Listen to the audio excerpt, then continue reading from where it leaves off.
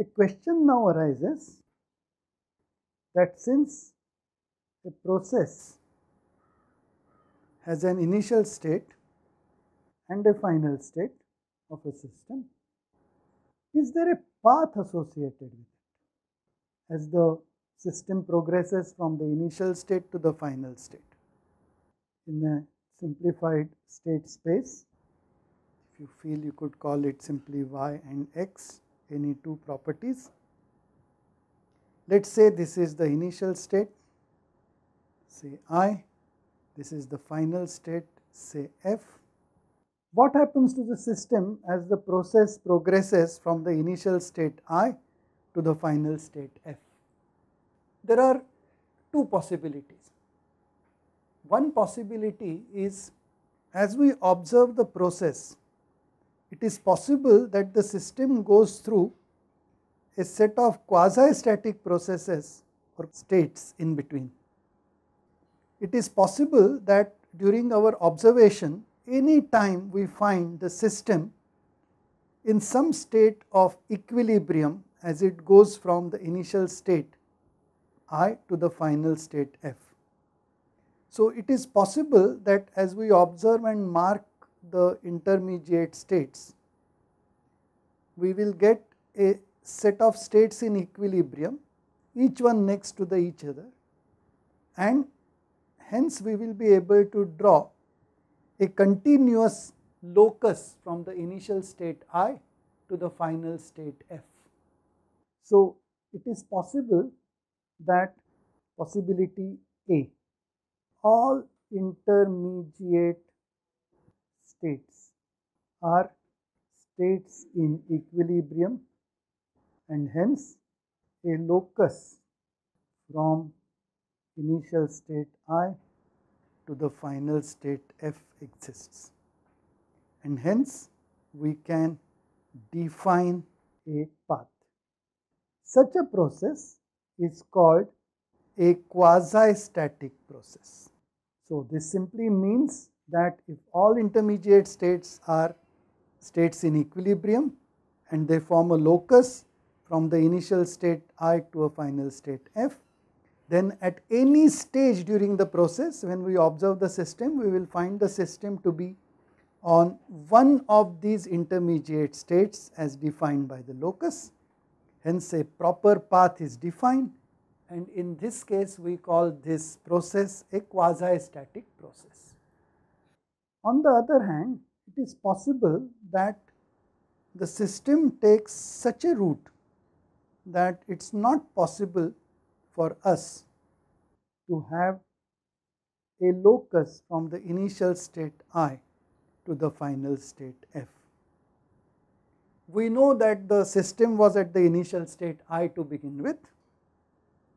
We know that finally at the end of the process the system happened to be in this final state f, but we do not know what happened in between.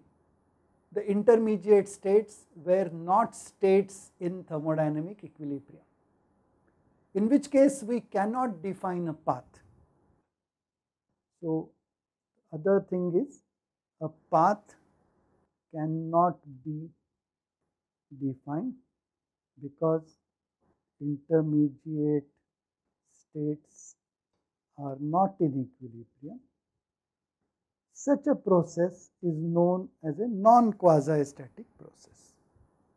Just to indicate that a process exists from initial point I to the final state f, we quite often link them by means of a dotted line and show an arrow from the initial state I to the final state f.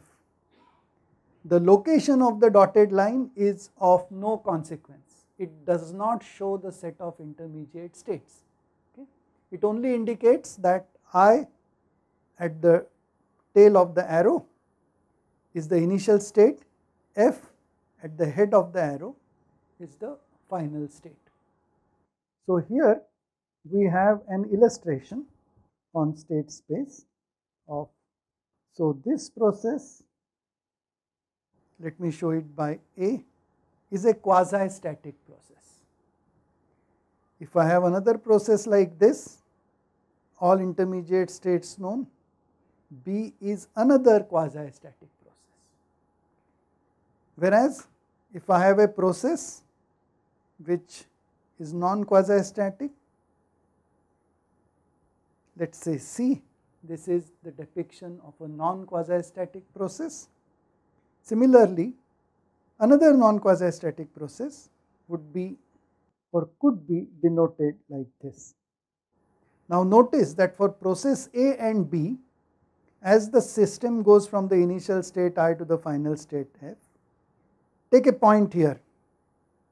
At some stage during the process from I to F, the system would be going through this point, and that would be a state of equilibrium, that point in the thermodynamic state space. And hence, we can say that the process I to F, the quasi-static process A, is different from the process I to F, the quasi-static process B.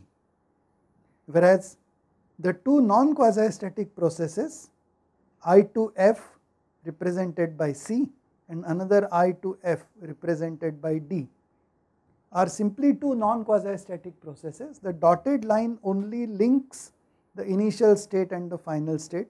The location of the dotted lines mean nothing.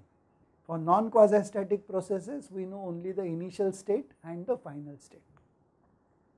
So summarizing, here A and B are quasi-static processes and C and D are non-quasi-static